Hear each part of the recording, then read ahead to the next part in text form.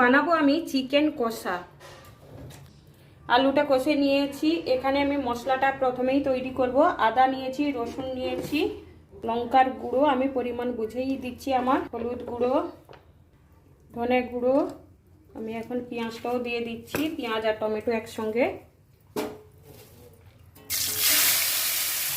এখন কারেন্ট নেই, কারেন্ট কুচিনাটা চালানো যাচ্ছে না, তো অন্ধকার একটু লাগতেই পারে। হলুদটা দেবো একটু বেশি পরিমাণ। কষা হয়ে গেছে পেঁয়াজ টমেটো, আমি এবার চিকেনটা দিয়ে দিলাম। নুন পরিমাণ মতো দিয়ে দিচ্ছি।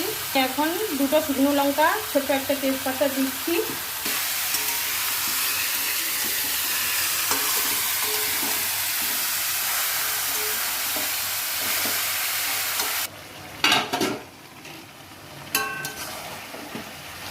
এখন আমি টক দই 3 চামচ নিয়েছি, আমি দিচ্ছি। মশলা বাদেই কিন্তু এটা টক দই, পেঁয়াজ দিয়ে কষাচ্ছি একদম।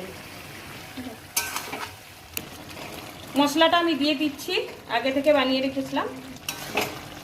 আমি চিকেনটা কিন্তু 50% কষেই নিয়েছি, তারপরে মশলাটা দিলাম।